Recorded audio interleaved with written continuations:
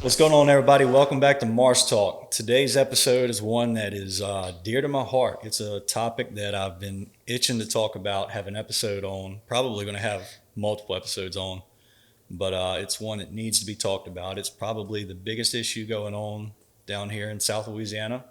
We're going to talk about some coastal erosion and restoration and probably touch on a few other things. And we're going to talk about that with a good friend of mine named Mario Campo. What's up, man? What's going on, Josh? I'm honored to be on. Thanks so much for having me. Yeah, thanks so much. I'm excited to be here and just have a good talk, dive into some marsh talk. Yeah, man. It's an honor to have you on. God, we've been talking about doing this for probably at least a year. Yeah, it's been probably a little over a year since we've been talking about it and gotten to, really know you and have some great conversations with you. Yeah, And it's like I love this community. I love yeah, the outdoor community, whether it be hunting, fishing, or whatever it may be. It brings a lot of like-minded people together, and right. I'm very grateful for this friendship that it's provided. Absolutely. We kind of connected on two different things: our love for the fishery and wanting to take care of it, and also our faith. Yeah, So yeah, I definitely I'm thankful for our friendship, man. absolutely, absolutely. Well, before we dive off to any topics, let everybody know who you are, a little bit about yourself, what you do. Sure. Yeah. So my name is Mario Campo.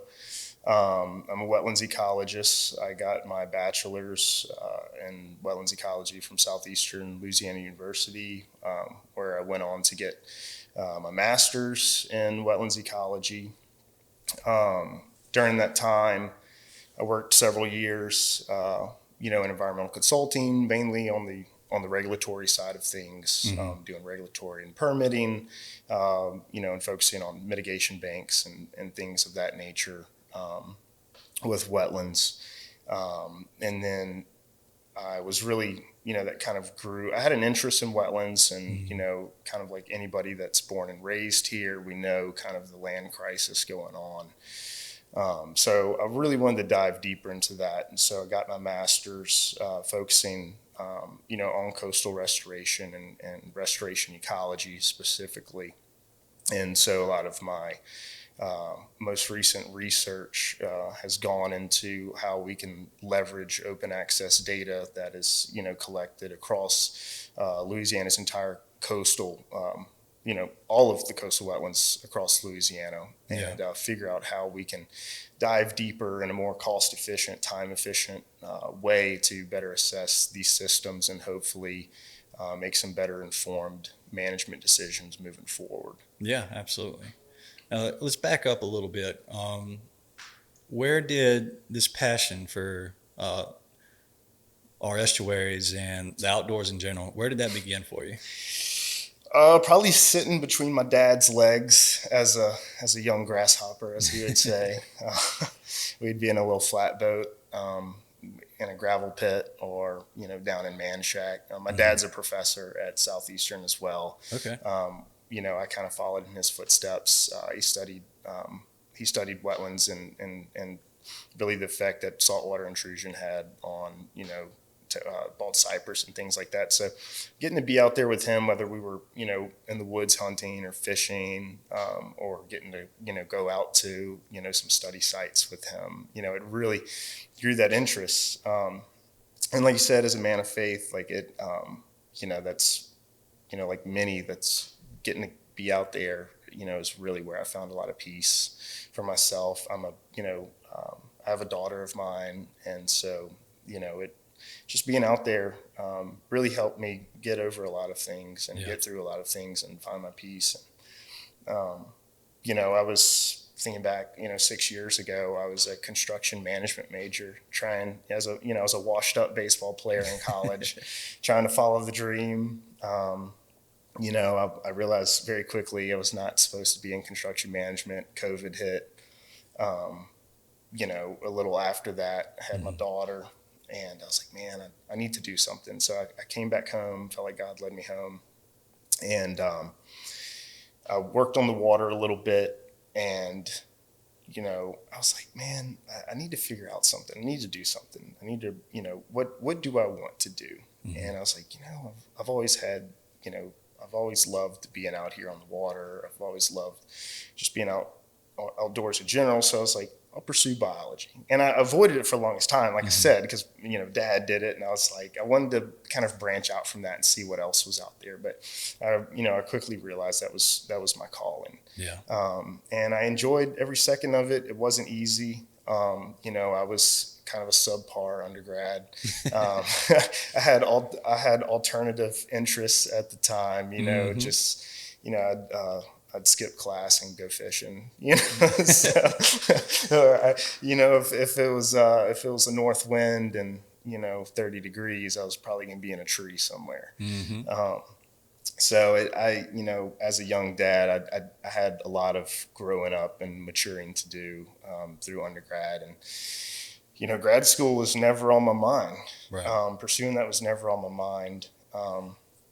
But there was one day, we were standing at a boat launch, and I've heard the phrase I've heard all my life, and everybody's heard this is man, it just ain't the same. Yeah. It just ain't the same, and it didn't matter if we were going duck hunting. If it didn't matter if, we just got back from a fishing trip and somebody didn't catch 5 igloo ice chests of speckled trout, or if it's the fact that you just launched out of Delacroix and you realize everything that used to be land 15 years ago is all, open flat. Yeah.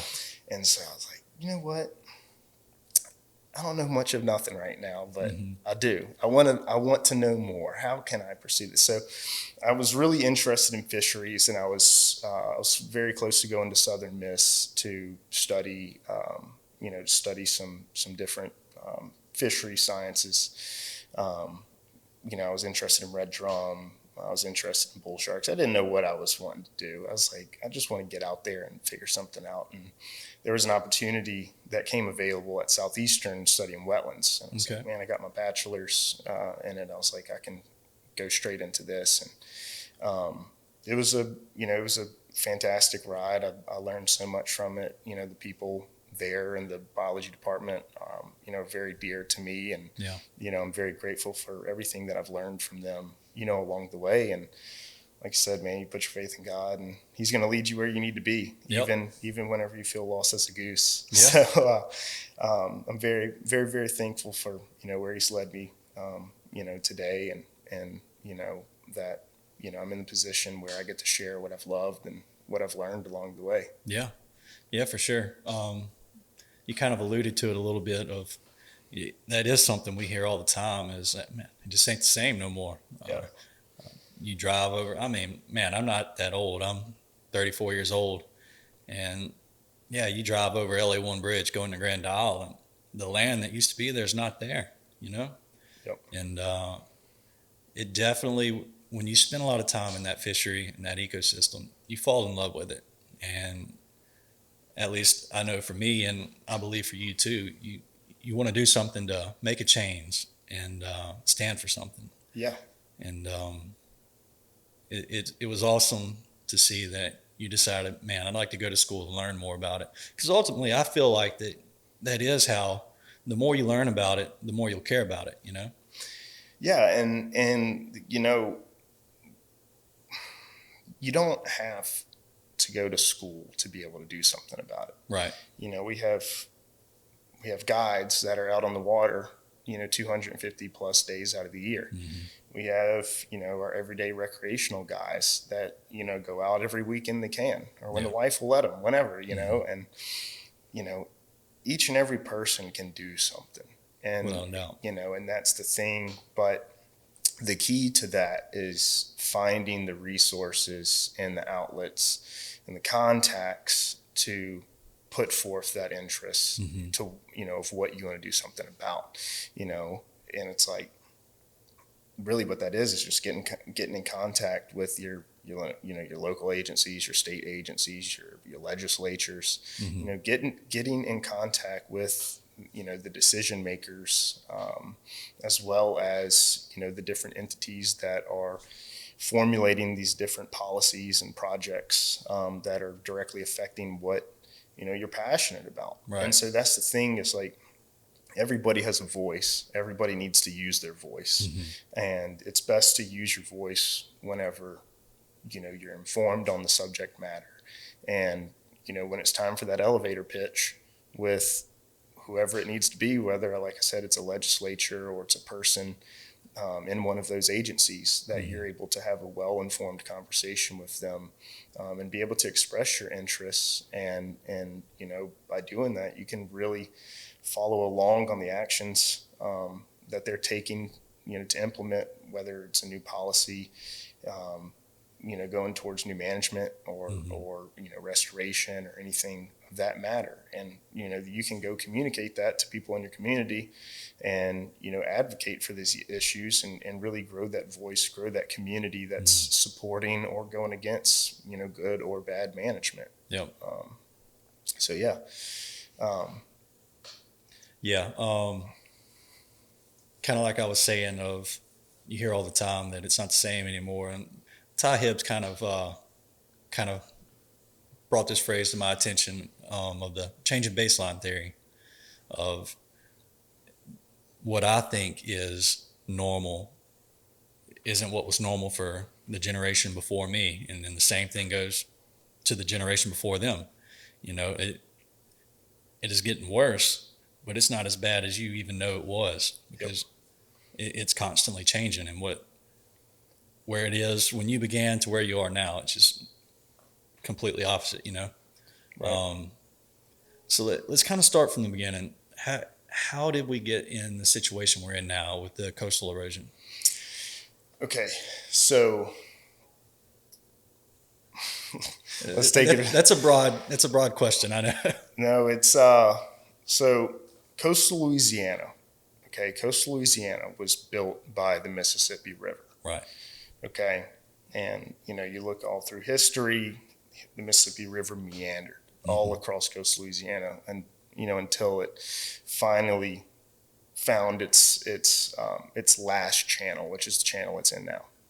Okay, well, during that time that it was free flowing. I say free flowing in the context of it was not constrained by any flood control features, i.e., a levee system. It had seasonal overbank flow. Every spring, we had snow melt from way up the floodplain, in the northern states coming down. You have your spring showers, your summer showers. They're all pumping down the river. It's like we see these high water events like now where they're threatening, to open the spillway. Historically, in a natural setting, that a river would overflow its natural banks, and that overflow would deposit nutrient and oxygen rich water into the floodplain. And whenever those floodwaters recede, it'll leave the sediment behind. Okay, so we call that vertical accretion, as that sediment builds on itself. During each one of these events, that sediment ultimately accretes. It vertically accumulates. So it's building land over that time. And like I said, nutrient and oxygen rich water is deposited into that floodplain. It supercharges the wetlands that is built during that time. Those wetlands, they need the oxygen in that soil substrate, and they need those nutrients and minerals that are deposited to just maintain and promote new growth and sustain that growth. Now, whenever settlers started to come in, and we saw this huge boom in population throughout coastal Louisiana. They were like, hey, we can't build our communities here with the river flooding all the time. Right. So they ultimately built the levee, and when that happened, that delta that was created by the river. Okay, let's dive into this for a second. Deltas, the deltas are created as landform created by the river through the vertical accretion of sediment. Like we stated, it's that land that's built by that sediment being deposited over years and years and years of that overbank flow. That is called a progradational period. Okay, Now, whenever you take that away, that delta, you flip that switch, okay, on that delta where it goes from a progradational period, building that land, sustaining that land, to a degradational period. Okay, and that substrate is now consolidating and subsiding, and we all, we hear subsidence, the land sinking. That's what it's from. Okay, because that floodplain, that delta, is no longer being fed by this very much needed seasonal overbank flow that's depositing the sediment, the nutrient, the oxygen into these wetland systems. And I want to make this analogy that's incredibly simple, but think about this. You have a flower pot. Okay, you walk up to the flower pot with your hose pipe, dump the hose pipe into the flower pot. What happens? You see all the topsoil come up, and it's flooding out of the pot and whatever. And then you're like, oh shoot, I probably should take the hose pipe out. Now you take the hose pipe out, and what happens? You see all that topsoil all of a sudden, as that water leaves the pot. What happens to all that topsoil? It compacts, it sinks down, it consolidates. And so on a very, very much larger scale across coastal Louisiana's wetlands that were built by the river, that's what's happening. When we mention subsidence, that is what's happening. And then you go add all kinds of infrastructure on top of that, you're further exacerbating that subsidence or that degradational feature from that limited resource. And yeah, it's a pretty big deal because we're just talking sediment there. Okay. Now, whenever we get into the nutrients and the oxygen, okay, as time has gone on, we've had more people move here, the population has consistently grown. Well, guess what? People still don't want to get flooded, so we build more flood control features. Okay, we build more levees all over the place. We build roads, we build railroads, okay? And then over time, canals are built, and spoil is deposited throughout all these different wetlands, whether it be for navigational canals or it be for oil and gas well exploration. These It's all right. these constructed elevated features limit and hinder surface flow. Okay, of water moving back and forth. Yeah. And so wetlands, what's the first part of that word? Wet. Okay, that means that that land is probably influenced by water.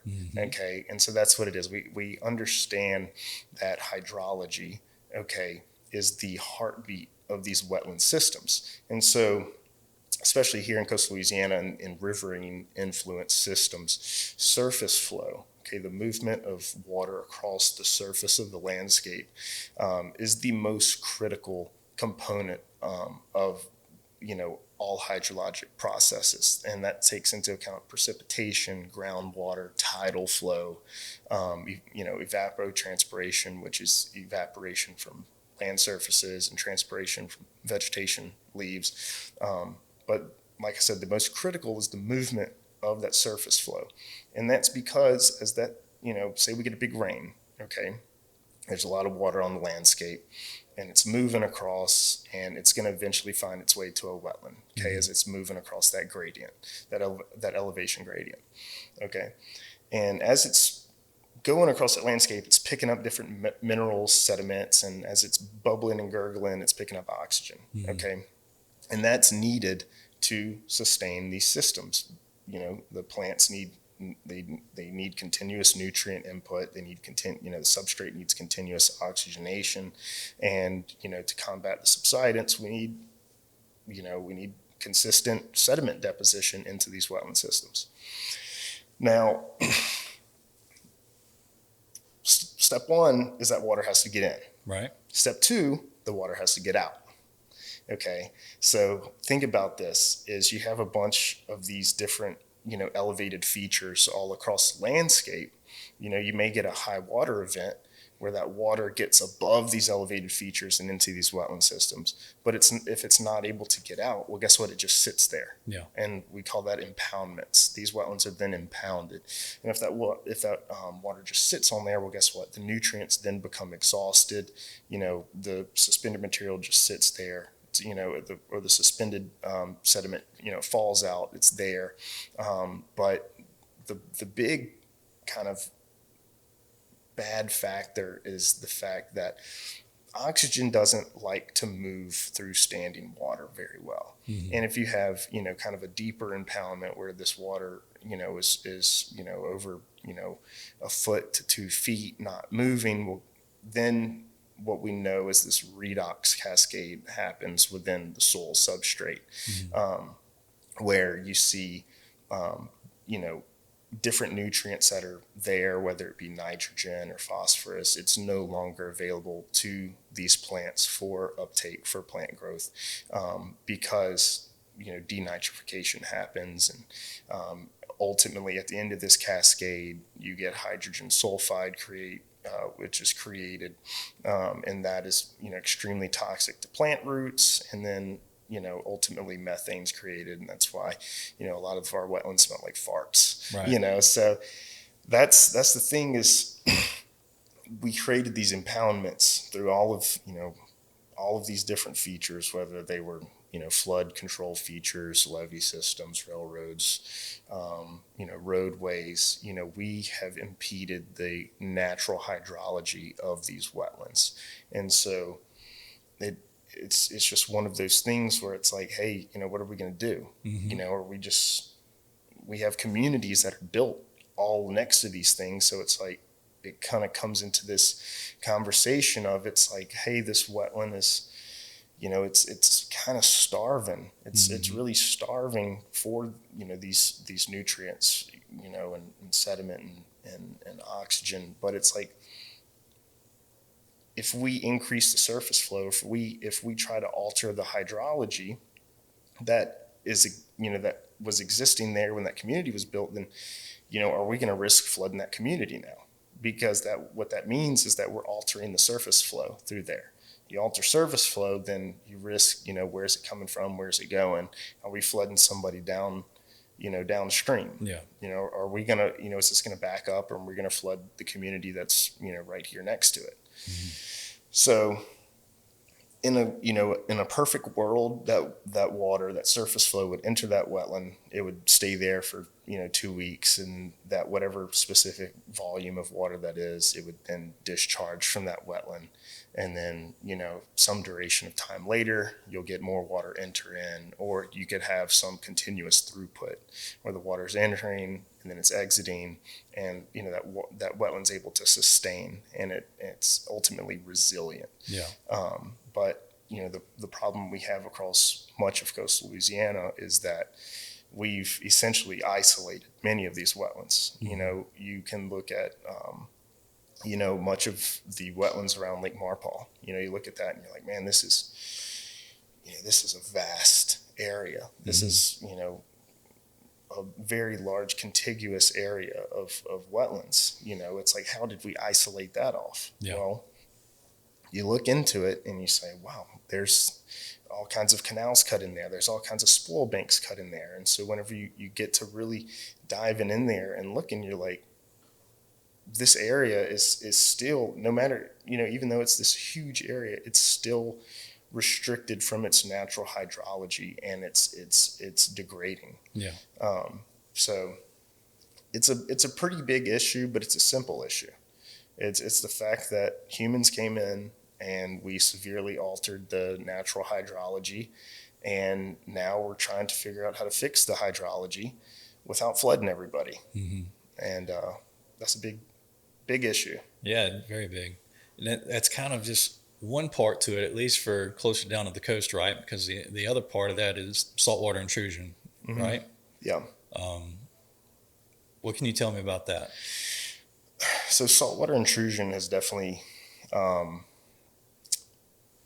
it's definitely compounded, the degradational patterns that we've observed, and when the oil and gas well boom happened, it resulted in this vast network of canals along coastal Louisiana, and then in the 60s, despite the Wildlife Commission and every other resource, an organization coming together, and saying, hey, we shouldn't build this giant this giant canal that leads from New Orleans to the Gulf. The Corps of Engineers still went ahead and did it, and that's what we know as the Mississippi River Gulf Outlet, Mr. Go. Okay, and that was in operation all the way up until 2009. And so you have now these different like all these canals, the Mr. Go, like it facilitates saltwater intrusion. Because I mean the Gulf's there. Okay, the Gulf is there. We get a strong south wind. Guess what? That water wants to go somewhere. Well, now it's going to go through the path of least resistance. You have a bunch of canals. You have this giant, navigable waterway. It's going to push up through there. You have a storm. It's path of least resistance. It's going to push through there. And so, what happened was, these facilitated. A high frequency of saltwater intrusion events into upper estuarine habitats and low saline tolerant habitats. So it's like, bald cypress, they really, they're not happy above, 2 parts per thousand. You'll see some,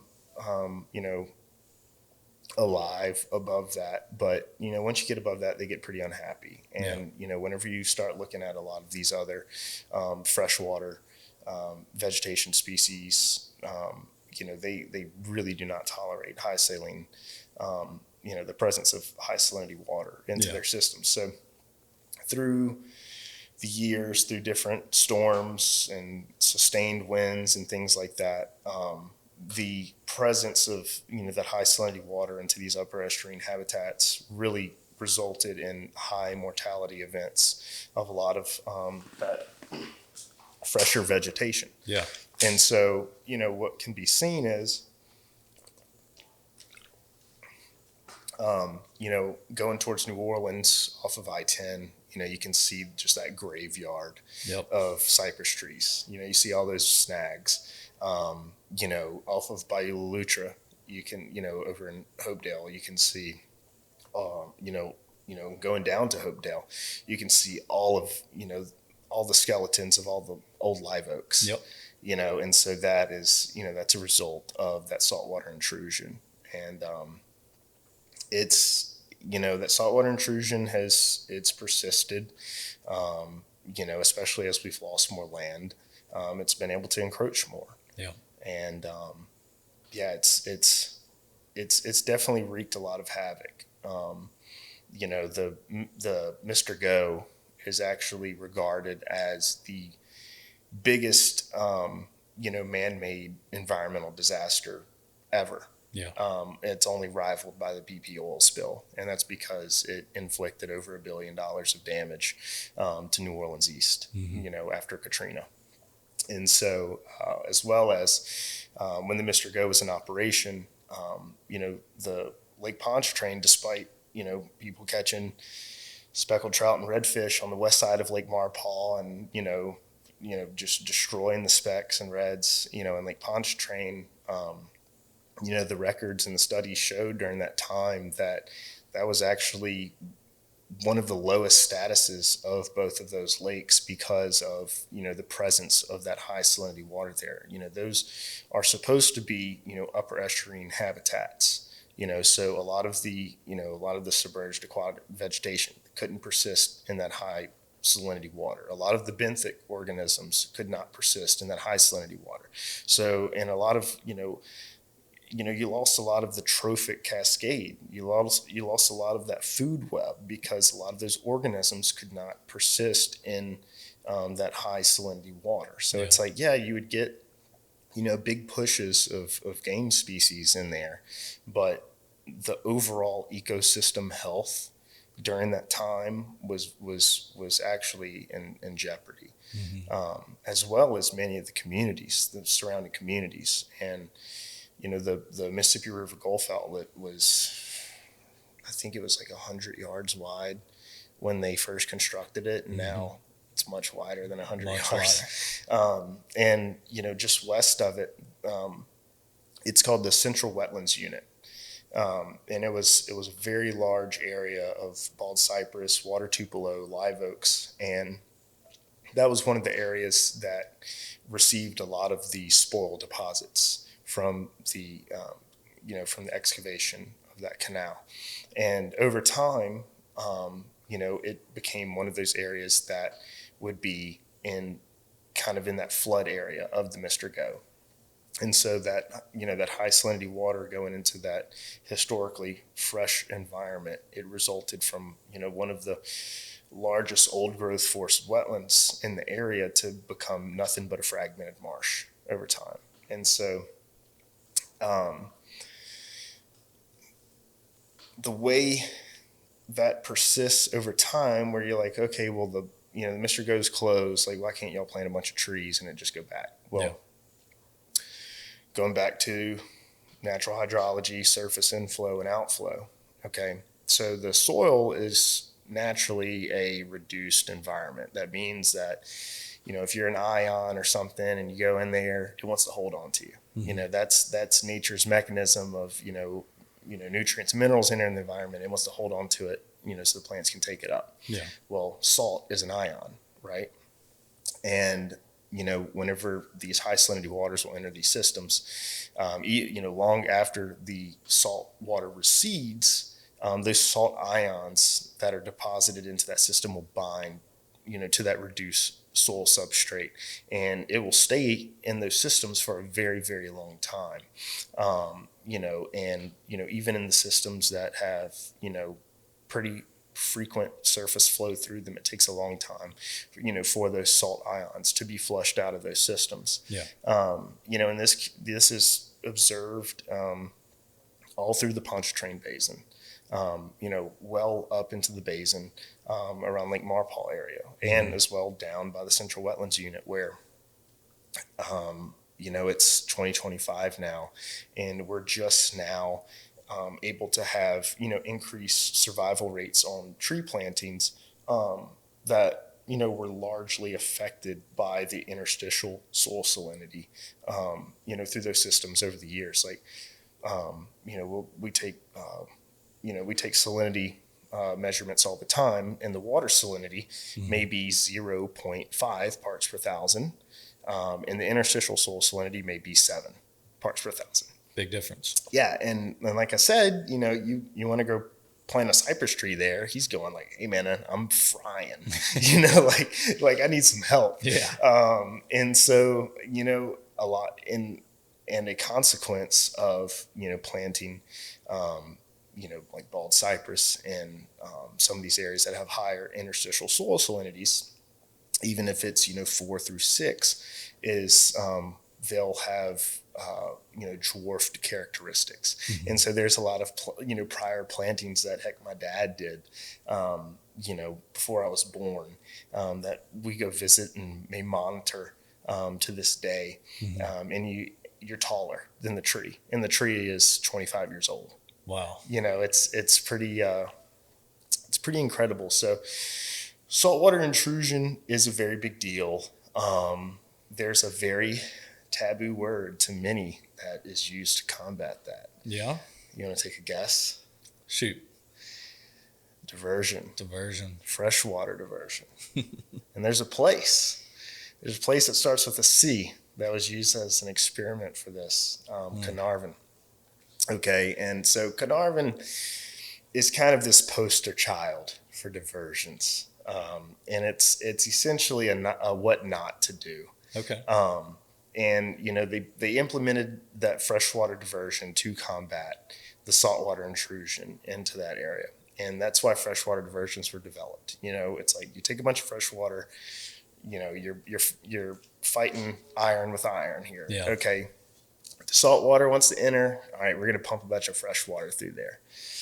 And it's like, all right, when we're talking ecosystems, it's like that has a pretty big implication on the ecosystem, because it's like the fisheries that have established there, whether it be oysters and crabs, or or any different fish populations there, or even the vegetation that has eventually established area in a high salinity environment, it's like all of a sudden you turn on the pump and you start pumping in fresh water. It's like there's a lot of like, oh my gosh, what's going on? And Yeah. so, Carnarvon definitely exhibited that, and it kind of helped shape the future direction and where we're at now with how we handle diversions and how we implement diversions.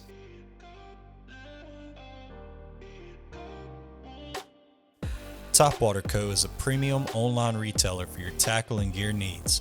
From their speed clips that make switching baits on the water a breeze, to custom small batch topwater lures, to any of your other tackle needs, they have what you need to get out on the water and make the most of your experience. If you're looking for the gear to get you to the top of your game, check out Topwater Co. Now, before we get into the restoration side of it, I really kind of want to touch on how does all this coastal erosion affect wildlife, whether that be the fish, the birds, anything else that lives and thrives in these ecosystems. How does that affect them? So it all comes down to habitat, Right. And coastal erosion is one piece of the puzzle. The leading cause of coastal wetland land loss is fragmentation. And so fragmentation is whenever there's a bunch of edge habitat created, and it think about it. So a marsh, if you take a shovel and you go out into a marsh and you dig a 1x1 hole, you're going to realize that like the first 20 centimeters is nothing but roots. Okay, so there's just tight, it's this huge root mass that's just tightly bound.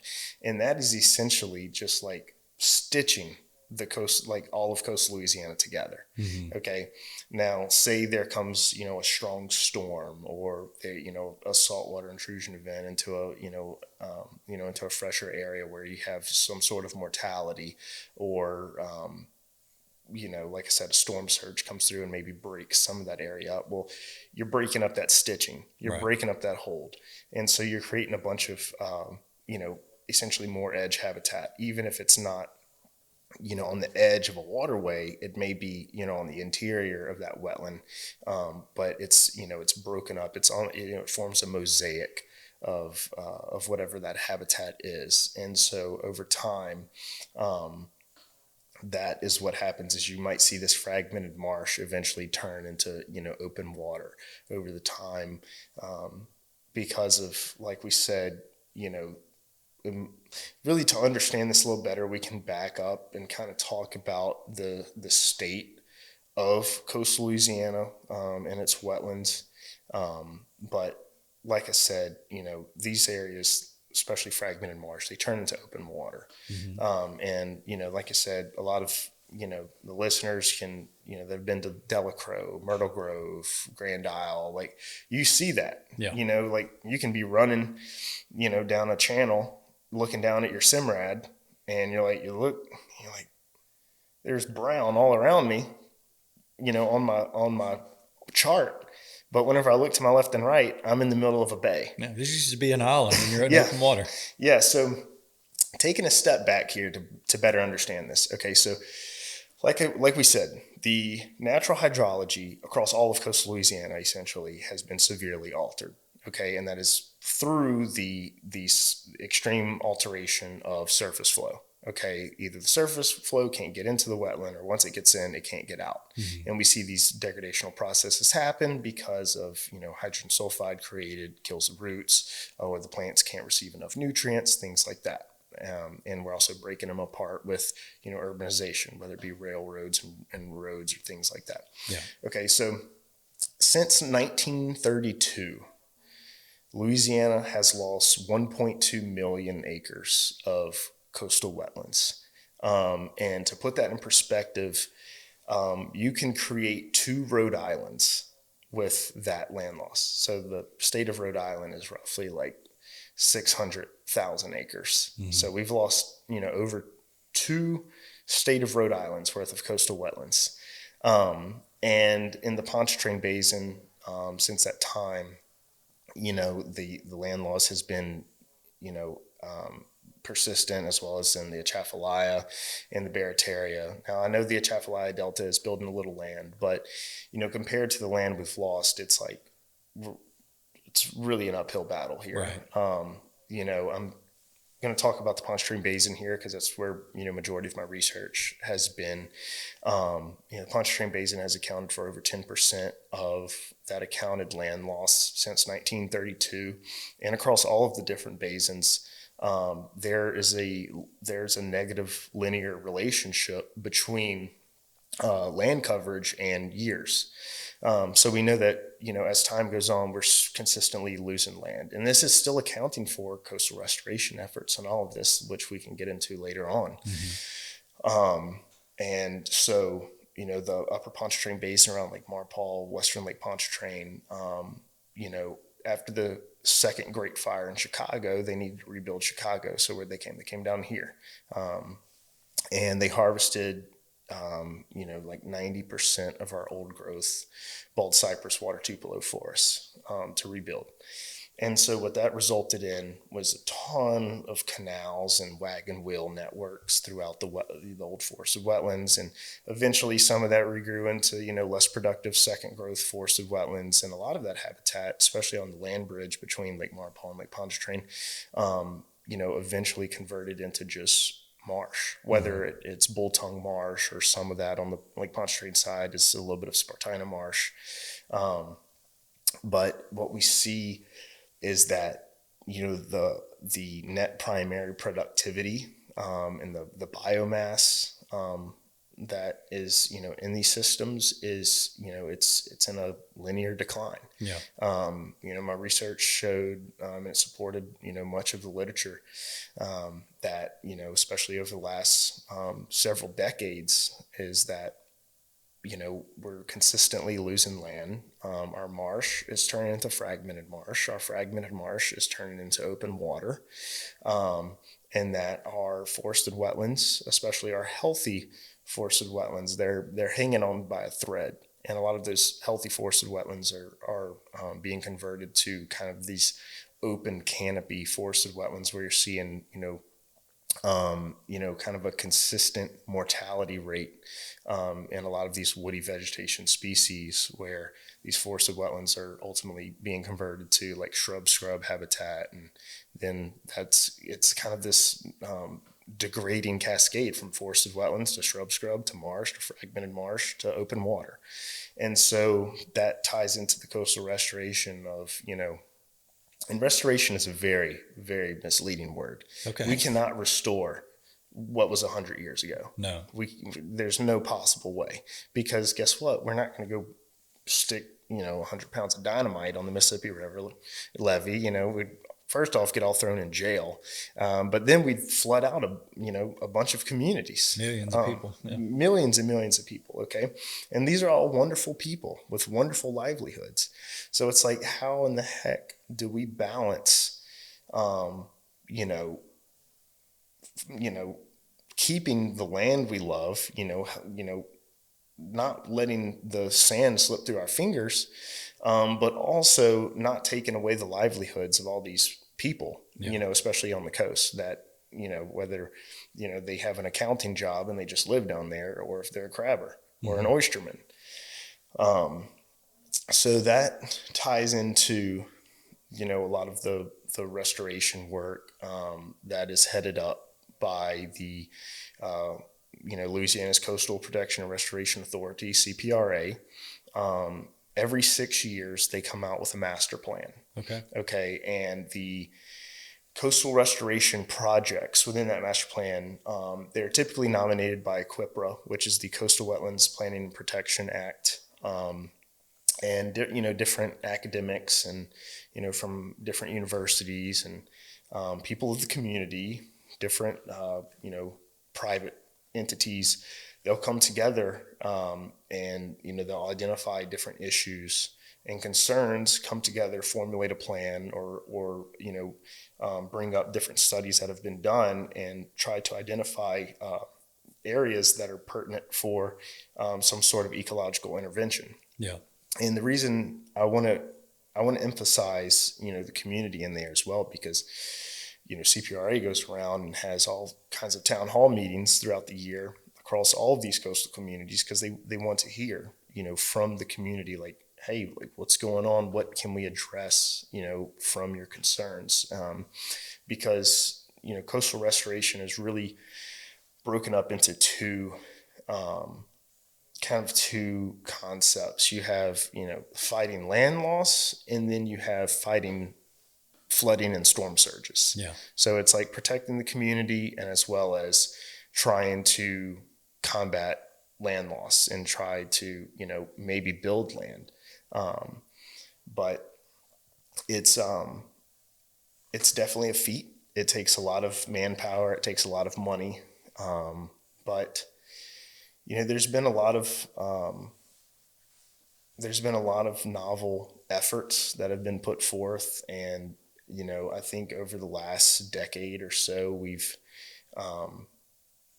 definitely developed some newer methods that have been implemented, that I think the efficacy of these projects are definitely becoming better, because we're learning. Right. Every year we're learning from mistakes, we're learning from past projects, and we're ultimately learning how to balance the community side with the combating land loss side. I guess that kind of leads me into my next question is, is it too late to right the ship? Is it too late to try to restore, or are we just kind of at a point where the best thing we can do is try to stop it from happening at such a fast rate? So it's essentially like slowing the bleed. Mm-hmm. And like I said, since 1932, we've had really a linear decline in wetland coverage. I'm still trying to wrap my head around that stat. And all of this is publicly available. Yeah. Every study that CPRA has, it's publicly available. What I'm referencing was done by specifically Cuvion et al. 2017, which is a USGS report. Mm-hmm. Okay. And like I said, all of this is publicly available. They want the public to know. Like, there's no reason to gatekeep this and, right, hide this in a hole somewhere. Like, the reason, science is to be communicated. If you're not going to communicate science, then don't do it. Yeah. Don't do it. But the ship we can turn on the bilge pump. We can pump out some of the water and try to get afloat here. And this is done by, we go back to the river. Okay. How do we introduce the riverine influence? Sediment diversions. Okay. What's different between a freshwater diversion and a sediment diversion? Okay. The freshwater diversion pulls from the top third of the water column, where there's less suspended material. Sediment diversion pulls from the bottom 2/3, where there's more suspended material. Okay.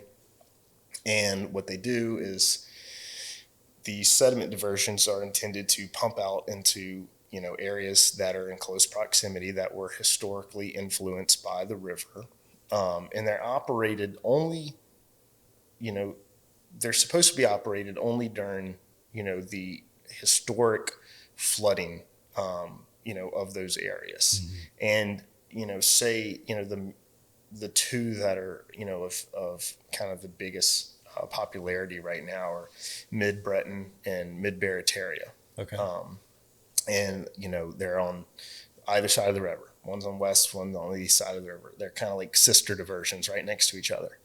And there's a lot of controversy around them. They're like, hey man, you're about to pump a bunch of fresh water in an area I've been catching oysters this whole, mm-hmm. My granddaddy's been catching oysters here.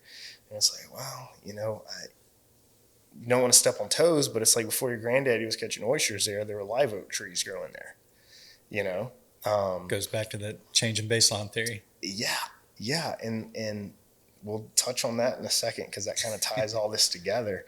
But, say both of those diversions are pretty big. Yeah. Okay, they're pretty big in relative discharge. Okay, so you're talking like 70,000, 80,000 cubic feet per second in discharge, but in reality, these diversions are only going to be operated at 25 to maybe 50% of their total discharge capacity, during, a 2 to 4 month span. Yeah.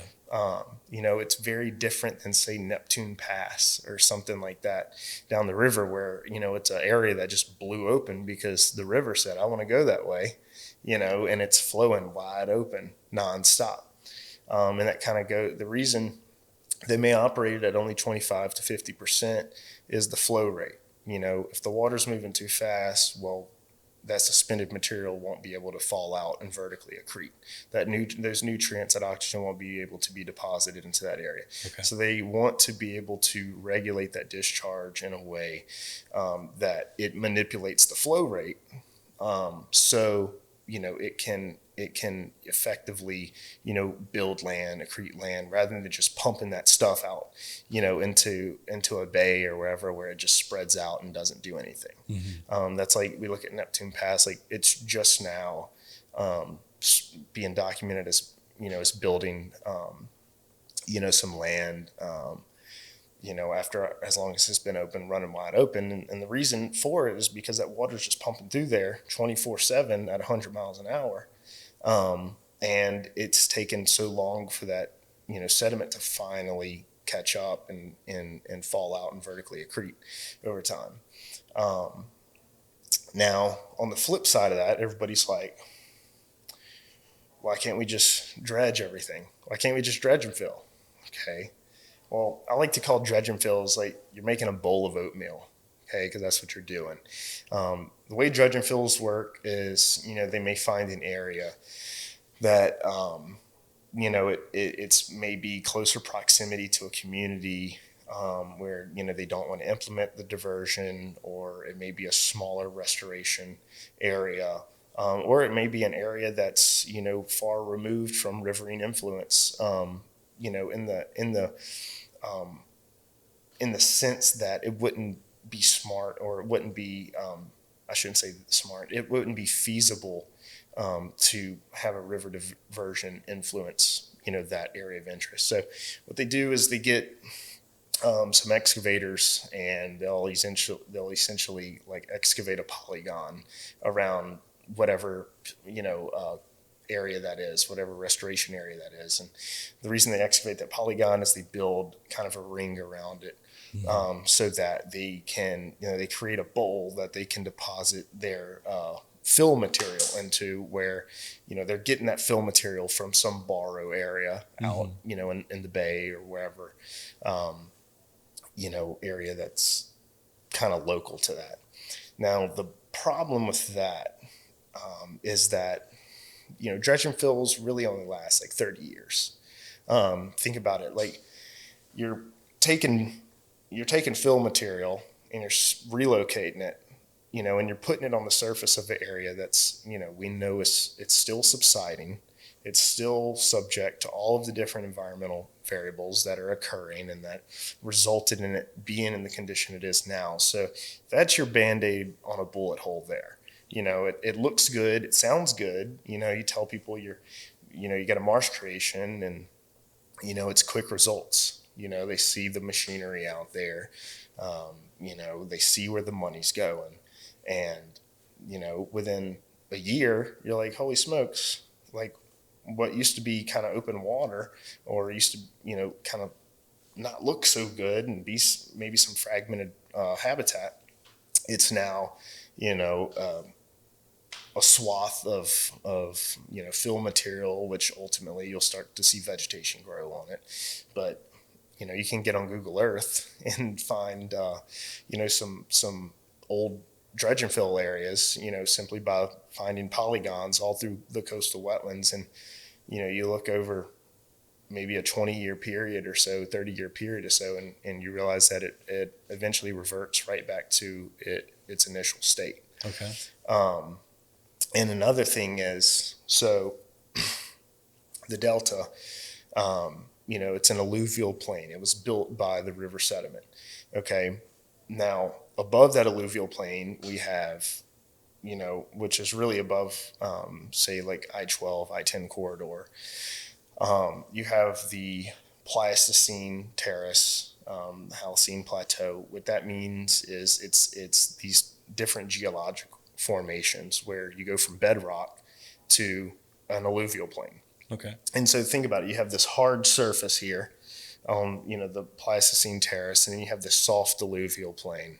And so over time, with, through subsidence and more buildings and infrastructure on this, what's essentially happened is, different geologic studies have found that alluvial plain, and this happens not just here because Louisiana, this happens all across the world. Whenever you have some sort of bedrock and then an alluvial plain, is that softer substrate will actually slide down that harder bedrock. And so we'll actually see accelerated rates of subsidence further down that alluvial plain compared to up here. So say we had a dredge and fill and we did it on the north shore of Lake Pontchartrain, and then you did one down in Buras. That one in Buras is most likely going to disappear, 5 to 10 years quicker than that one on North Shore Lake Pontchartrain. Okay. And this has actually been compared through a few studies, and it's really interesting to see. And the way you can visualize this interaction between the bedrock and the alluvial plain is you'll actually find these linear breaks in wetlands. And so on the North Shore Lake Pontchartrain, east of Mandeville, kind of, it's in Big Branch National Wildlife Refuge, you'll actually see that there's this linear break in marsh habitat where it comes off of the pines, and it'll go into the marsh, and you'll see where it's literally just this line of fragmented marsh and then open water. And that's what kind of got me asking, like, this is really interesting because you'll see it all across kind of that corridor. And I asked a couple of my mentors who actually worked on some of those studies and kind of dove down that rabbit hole and discovered that interaction that was happening between the bedrock and the alluvial plain. And I was like, man, this is crazy. Like, you always hear that, like, hey, we're sliding into the Gulf of Mexico. And that's what it is that essentially this entire delta is sliding off into the Gulf. And so whenever you have a river that's leveed and the Birdfoot Delta down by Venice, it's just all depositing down into, however deep of water it is down there. It's like it's all of that sediment and everything being pumped down the river. It's not doing anything. We're losing that. The Delta's sliding into the Gulf. It's consolidating. And it's like, oh man, and it's really interesting, but it's not like, people can hear this and be like, oh yeah, like, we're sliding into the Gulf. I've, lived here my whole life, like, whatever. And it's like, we're talking about like millimeters here. Right. Okay. We're talking millimeters here, but in relevance, it's like, it's still a process that's happening, that we have to address and say we have to have some sort of ecological intervention with our restoration efforts to combat that, because it's like, it may be only millimeters a year, but if that dredge and fill in Buras disappears before that one on the North Shore, of Lake Pontchartrain, it's like, it's still something that affects that environment. It's still something that can affect that community down there through different, environmental variables. And that kind of takes us into relative sea level rise. It's like, whether you're believing global warming or not, it's like relative sea level rise here is real. You can look at Statue of Liberty. Okay, Statue of Liberty hasn't gone underwater. Okay, if you look at pictures from when my ancestors came over here, at Ellis Island way long ago, and you look at a picture now, it's like, hey, the water level's probably the same. Okay, or to the eye, it's probably very similar. Okay, but you look down here at coastal Louisiana, and it's like, hey, we're seeing more flooding, we're seeing deeper flooding. So either the land's sinking or the water's rising. And we see globally, we have the highest relative sea level rise, anywhere. And it's because our land's sinking, and it's like, hey, displacement. Okay, that water's got to go somewhere. If we put more land into that water's naturally displaces, so it comes up. And so that's where the storm surge and flooding prevention come into play, because it's like you're not only combating losing that land, now you're combating the compounded issue of what to do with that extra water. So yeah, it's kind of a can of worms. Yeah. We've kind of talked about sediment and freshwater diversions. What about other coastal restoration projects? Like you see mangroves being planted.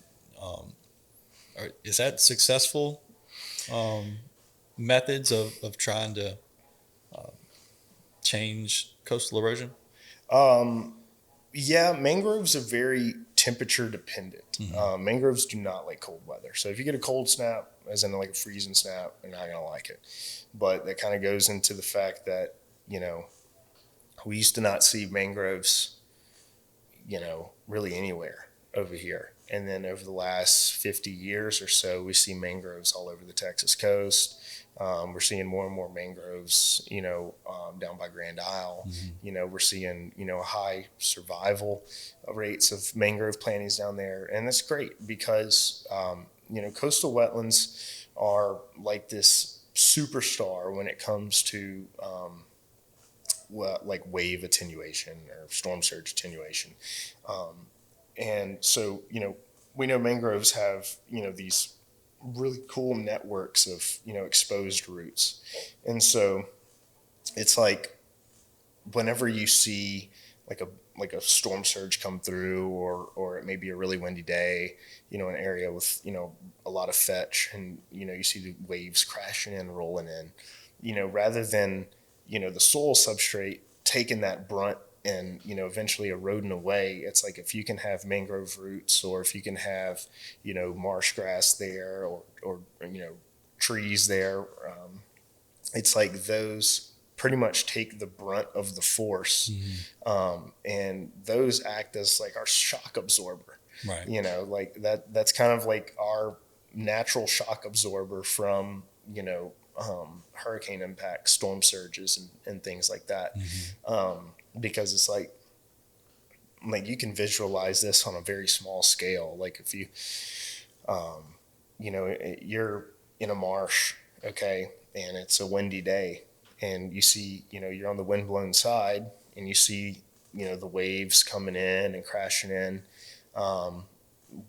whether they be small or large, and you have a grassy shoreline. It's like when that water meets that grassy shoreline and you look further in, you realize that, that structure there, that living shoreline, like totally tames that water in the sense that it knocks all the energy out. It's able to absorb the energy, from those waves, or from that surge of high water. And that's why it's so important for these coastal wetlands to protect these coastal communities. Because, like I said, if there's not wetlands there to absorb that, then the first line of defense is somebody's house. Yeah. And that's a problem. Yeah, definitely. It's a big problem. Well, I guess to kind of thread the needle here, what are some things that just an ordinary guy like myself, somebody who enjoys the fishery, the ecosystem, what are some things that we can do to kind of help? What can we get involved in? Keeping the topic with wetlands here, there's a ton of wonderful groups out there. There's the CRCL, their Coalition to Restore Coastal Louisiana. They're based out of Violet, down there, southeast New Orleans. They offer a ton of volunteer opportunities, with tree plantings, marsh grass plantings. They do a lot of really cool work where they work with local restaurants, and they collect all of their oyster shells, and they bag them, and you can go out with them, and on these volunteer opportunities, and drop these bags of oyster shells on eroded bank lines and things like that. Pontchartrain Conservancy has some really great opportunities doing similar things like that. But getting involved and getting your voice heard, it goes back to, it's pretty simple. You know, you have something that you're passionate about, you have a concern or something you're interested in, pick up that phone, go to your laptops, shoot an email, to a legislature or to someone in that agency. Like they're there to answer you. Yeah. Like they're there to answer your questions. They're there to, to essentially, serve Louisiana, serve Louisiana's resources, serve Louisiana's people. You know, and that's what they should be doing. And that's what, a lot of the people in these agencies do. They do a wonderful, wonderful job of that. It just takes us approaching them and asking informed questions, sparking informed conversations. Right now is the current legislative session.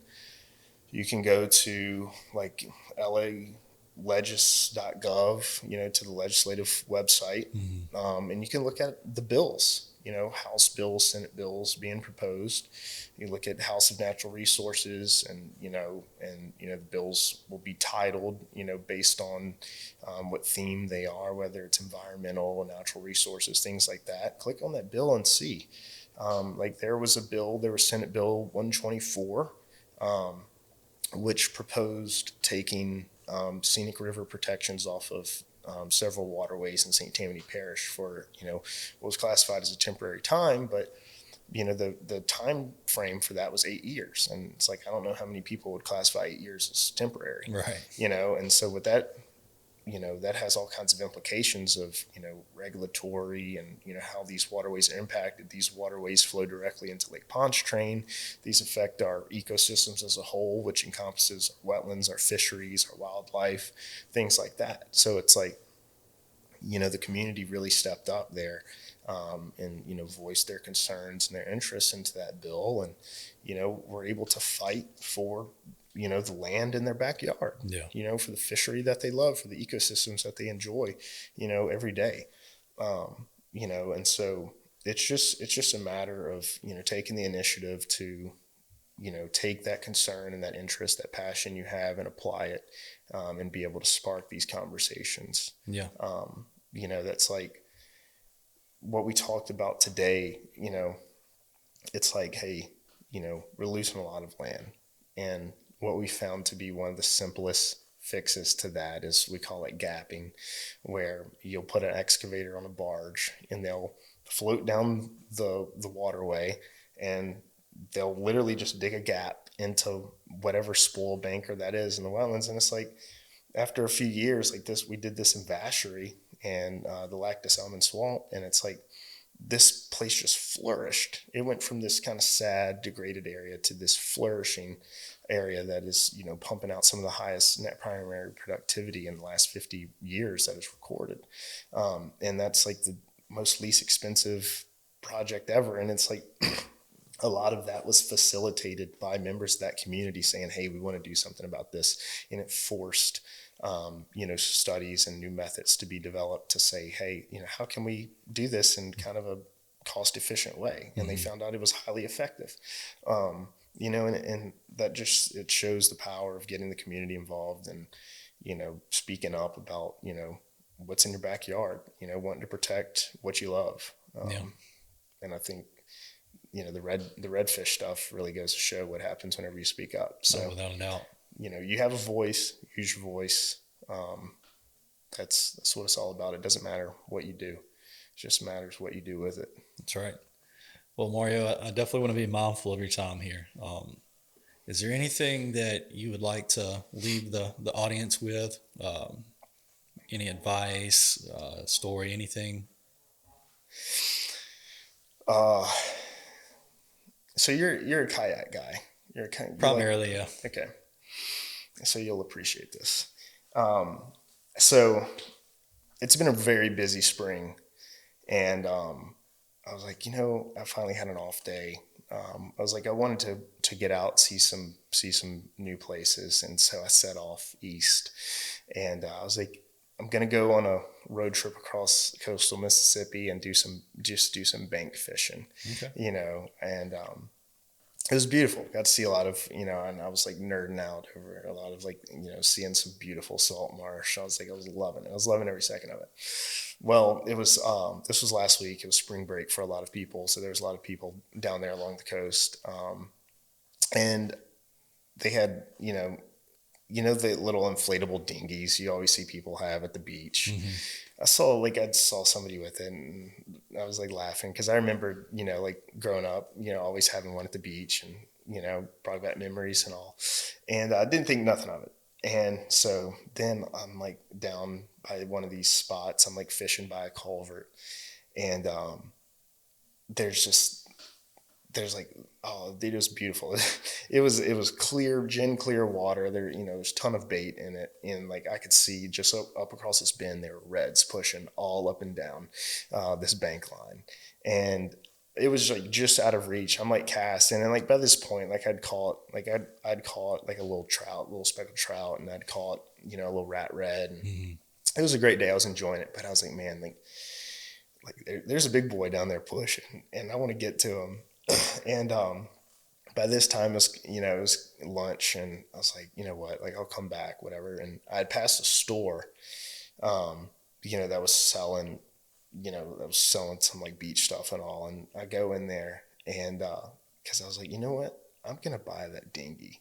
And so I go into this store, and I buy this little red and gray inflatable dinghy because I'm like, I'm going to get to these fish. Mm-hmm. And so I stick them, and keep in mind, so I don't have my truck anymore because my transmission blew up. So I'm in a little Nissan Altima.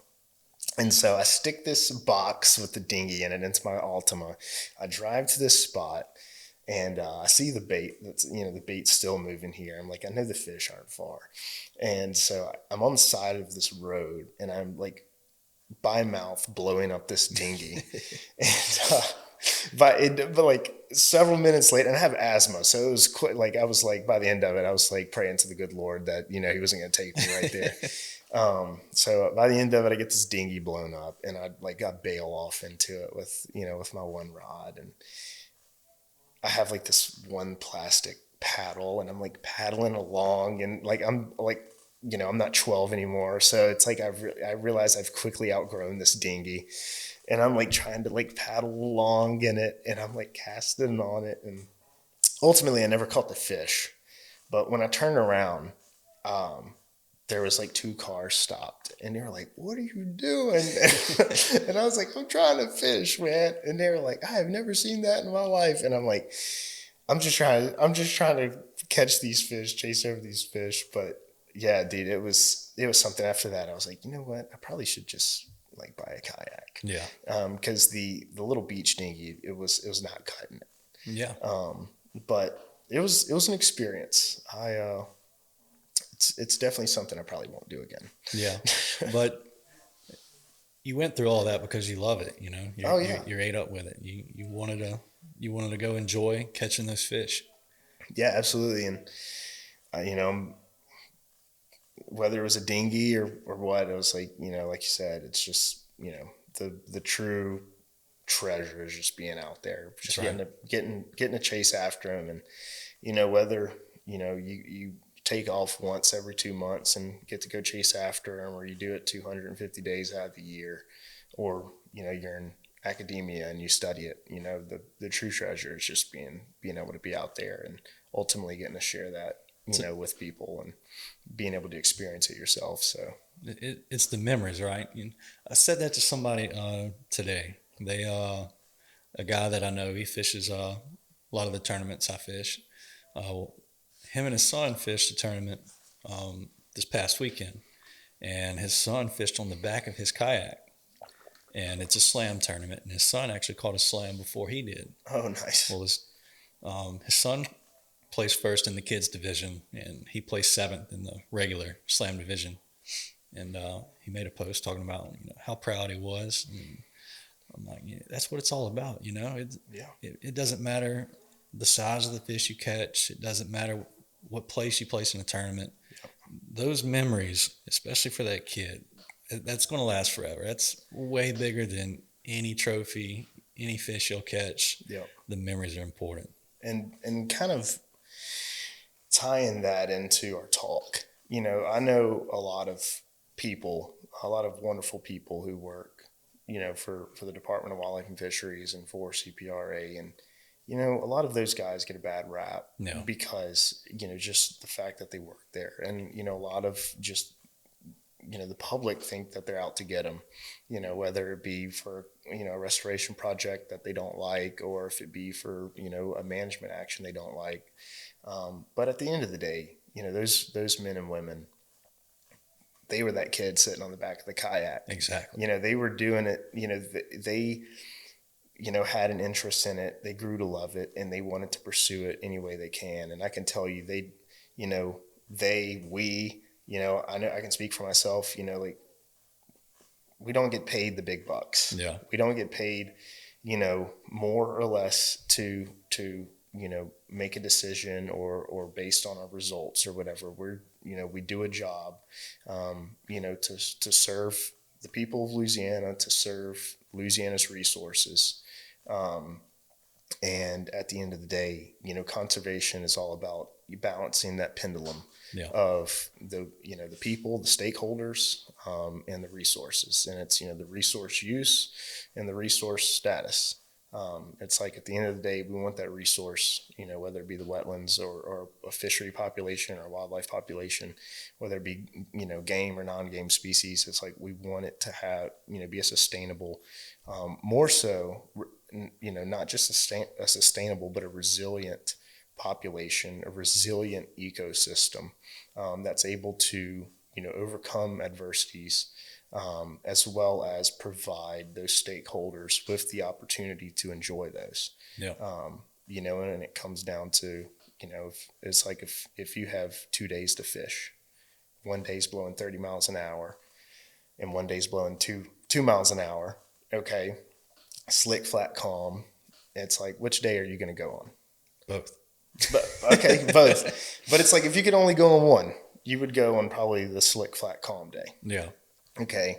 Well, that goes to, that's based on the principle of, you want to go on a day that you can maximize your opportunity. Right. Okay.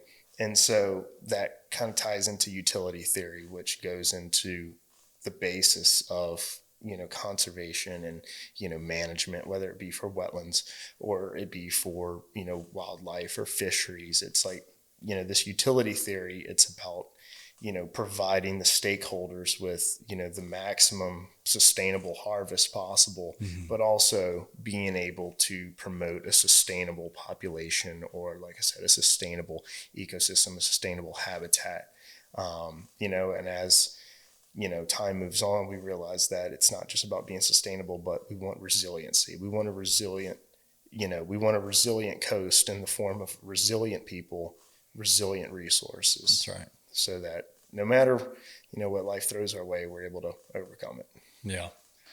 Man, Mario, this has been a very enjoyable conversation for me. I'm definitely super appreciative of all the work you do and all the other people who do the work just like you. This place means a lot to me. I love it, and I want to see it thrive. And like you said, be resilient. So I definitely appreciate the work you do, and more so than that, I appreciate you taking the time to talk to me today. Yeah, I appreciate it, Josh.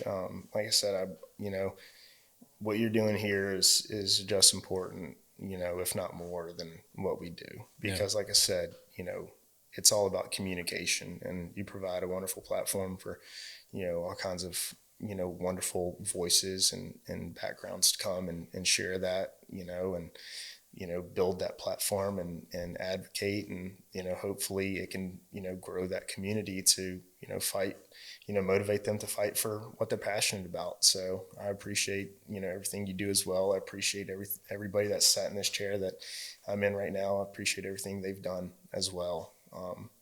So it's we're all in this together. Not to quote High School Musical or anything. we're trying to do our best here. Yeah. Well, Mario, I think we'll wrap it up here. But like I said, I'm definitely thankful for it, and I enjoyed it, man. Yep. Thank you. Yeah, no problem. And I hope y'all enjoyed this. I hope y'all learned something. I just want to encourage y'all to put the resource first. that that includes the fish, the ecosystem, the estuary. You know, if you put the resource first and take care of it, it's only going to thrive and be better for you. Um, so, you know, I encourage you to release a fish or two, pick up some trash while you're out on the water, and yeah, just take care of it. You know.